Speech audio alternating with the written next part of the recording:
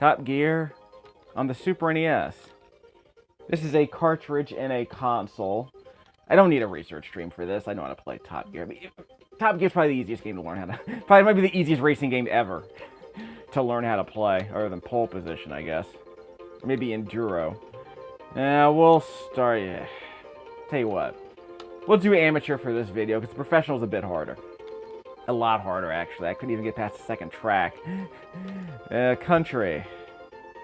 Yeah, we'll start out in the U.S. Why not? Okay. Wait. Actually, I gotta set myself up. Yeah, Ready Player One. We'll just do it that way. Automatic transmission. Because I'm a noob. And we'll do the D control type. Because it's easier for me to control the car this way. In fact, what are my other options? I tend to believe acceleration should be on the bottom. Like that. See what I mean? Why do they flip this around? Excel, up, brake, down gear. That's a weird... Why do they have the controller inverted? I have no idea. And of course, there's this setup. If you want to do manual transmission. Can you play with one hand? No, you can't play with one hand. I think there was that... What was that game, Nigel Mansell's Racing, that I did a video on earlier, where you could play with... You could just play with one hand and the D-pad, but that probably wasn't going to go very well. Top Gear. What do we know about Top Gear? Well, it's made by Gremlin Graphics. I believe they did a lot of PC games in the UK back in the day. But I think in the US, they're mainly known for this game. Do I want the highest speed and the lowest tire grip? Possibly. I can split the difference. That's right, I'm doing the amateur mode. I don't even need to worry about this. We'll just go with this. In fact, why do I want that car? Yeah, anyway. It's not as fast as the red Rari, I guess you could call it. But it's got good, decent tire grip. We don't have to worry about fuel consumption for these tracks. The first two tracks you're going to lose because you aren't going fast enough. Yes, we all know the music. What's the guy's name? Barry Leitch, I believe, is the composer. Yeah, your memories have been slightly altered. The frame rate in this game is awful. I want to say it's maybe 25 frames a second tops. And the graphics aren't great as far as the scaling and all of that. And the hit detection on the cars isn't very good either. I'm holding down left, just to make sure I can... There doesn't seem to be a lot of drifting in this game. So if you just hold the left button, you should, stick to the turn pretty tightly. Which means you have to be able to weave around cars on these turns, too. See, my tire grip isn't that bad. I'm able to actually cut a few corners while I'm turning, which is kind of weird. Yeah, this is the amateur mode. I'm already in 7th place. If this were professional mode, I'd be in 10th place at best. So yeah, these cars are just pace cars. And the final lap already. I just want to say, if you stink, you can it'll probably take you 2.5 minutes to get around. But this track's pretty short. Apparently this game's really big in South America. I think it's Brazil. And I need to go back to Nintendo Power, because they did an article about, games that were underrated and didn't sell very well. And I think they included some Super NES games. And one of the games they mentioned was Top Gear being a game that sold extremely well. Even though there's not much to it. It's got couch co-op. The graphics aren't that great. There's not a lot of sophistication to this game, but apparently it had a great marketing campaign. Shift Happens. That was the name of the poster for this game. So apparently, according to Nintendo Power, that's the reason the marketing for this game worked so well. I mean, maybe it was.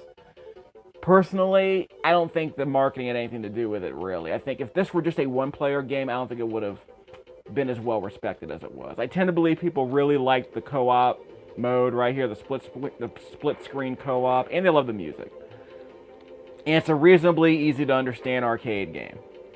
Reasonably easy to understand arcade racer.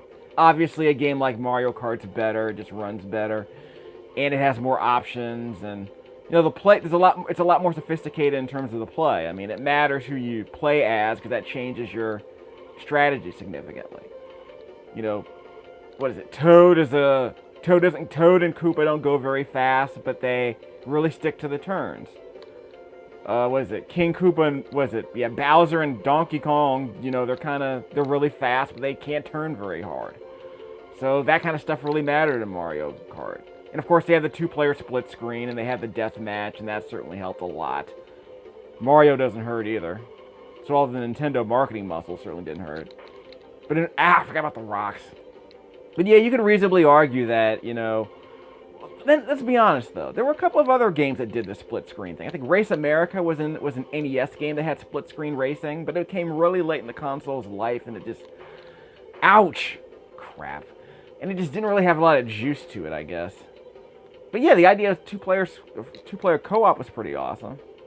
I mean, how many racing games back then even had two-player split screen like this? Yeah, I'm drawing a blank. Like before this game, before Mario Kart? Because this game came out before Mario Kart, right? 1992? Yeah, Mario Kart came out in 93, I think. God, my memory's faded. Yeah, I can't remember when Mario Kart came out anymore. It was right around the time of this game, I want to say. But yeah, I had some cousins who used to play this game a lot because, you know, it's a two-player game. It's a two-player racing game. It's easy to sell. Again, what were your other options at the time? So this certainly helps. Yeah, F-Zero wasn't two-player. So what else would people have been playing if they liked racing games with Super NES, really? I'm in second place, wow. Wasn't expecting that. Just trying to avoid those rocks. Okay, I'm good. Okay, I'm gonna come in first, because I make the turn. As long as I don't hit a tree. Yeah. Again, I actually, you probably figured this out. I don't know who's playing the second player. It's obviously AI. I don't know who the AI is supposed to represent. Yeah, it's called computer. So I guess that's supposed to be my rival, like in Mario Kart. No, the one player that's going to prevent you from getting first place, I guess. Doesn't look like it. Bernie's way ahead of us right now. At least I won a race, so I'm not going to complain anymore. Yeah, this music is from, what is it? The Lotus Challenge? Was that an Amiga game? I think it was. Uh-oh, they got a transparency effect going on. So black track, gray and white headlights, which is a nice effect, but it doesn't affect the view. It doesn't change the view distance at all. So don't get it twisted.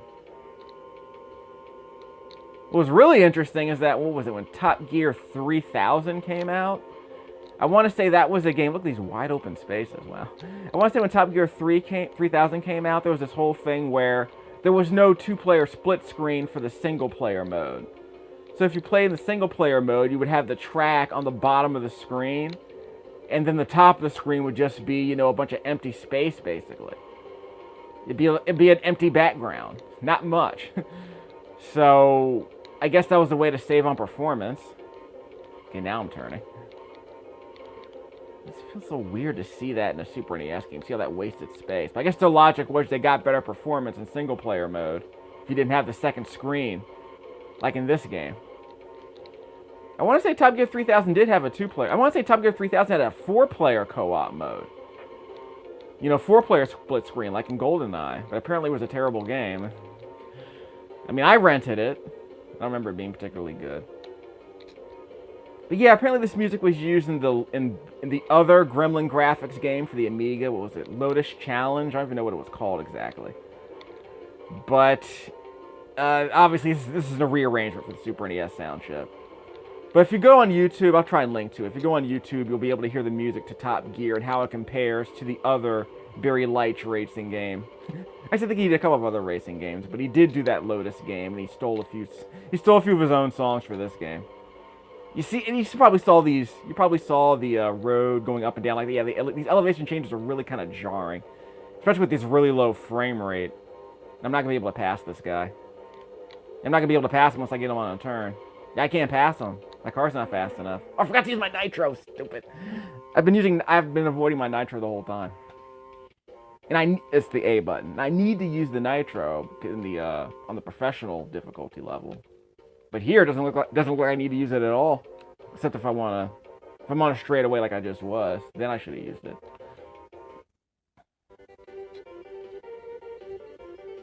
Was it 3 laps or 6 laps? I wasn't paying attention. I'll use all my nitro on the final lap. Why not? But in amateur mode, what was it? In professional, on the professional difficulty mode that I was racing on before I started recording this, I was using the nitro if I hit a wall. Like if I hit a car, if I hit a wall, I would swerve around the car and just use nitro to get back up to speed.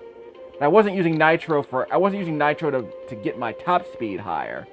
I was using nitro just to get back up to a normal driving speed after being stopped, which I guess is the compromise. But you only have 3 nitros, so I don't get them back, do I? Let me use it once, see what happens. See, that's really distracting. There's nitro.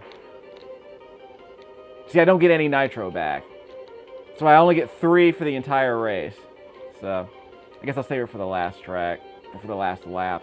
I'm in second place, there you go. Can't be faded. Except for that one guy who's ahead of me. Now I'm in first. So I'm using nitro and I'm barely even swerving on these turns. But yeah, see, yeah, these hills are annoying because the frame rate's so bad that it looks like it's like a strobe light effect. It's really bad.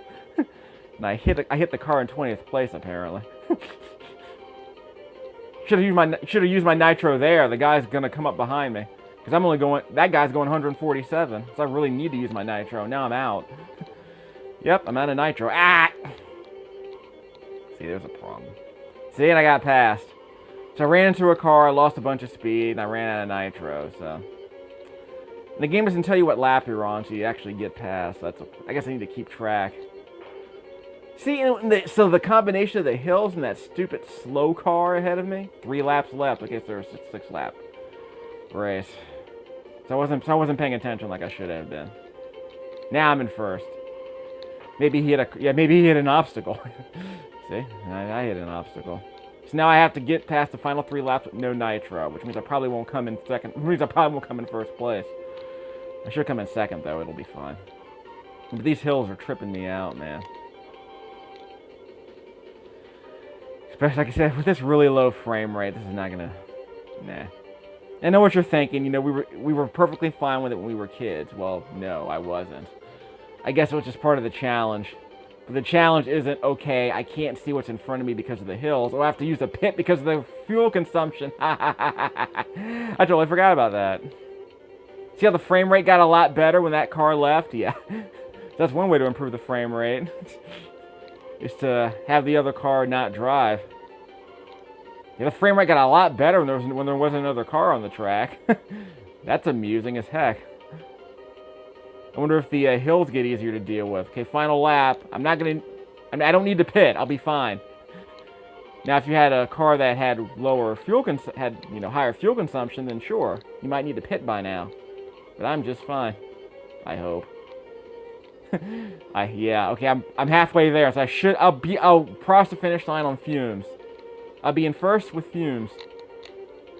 But yeah, this is the mid-grade car, right? I think it's second in speed, second in acceleration, and next to last in fuel consumption. As you just saw, I made it over in fumes. How you like me now? I guess we'll have to settle for second place. Yes, frame rate got a lot better when I stopped moving. So as soon as my race was over, his frame rate got a lot better. So that means I'm in first place for the world, right? Yep. Sorry, Bernie. Moonbath.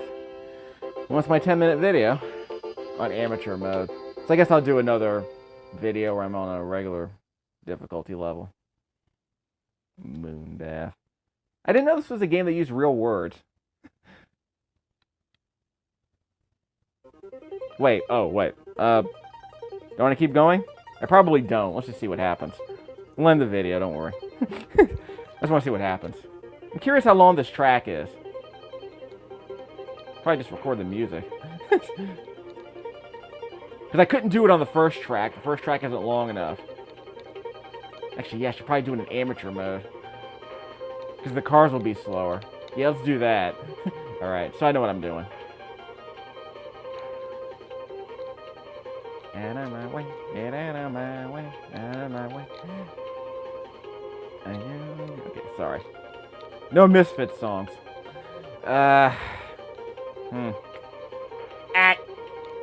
Ah, off-road, off-road. Ah, ah. Yeah, isn't there? Yeah, Jalico's Big Run. Was that a two-player racing game on Super NES? Might have just been a one-player game. I'll check. Oh yeah, RPM Racing is a two-player co-op game. It's awful. Yeah, this is a 6-lap race. Okay, so this is gonna be the race. This is gonna be what I use to record the music. Perfect. Okay, so we'll make it work. Ow. Yeah, we're actually gonna need to pit. Okay, so we'll end the video here. We've made our point.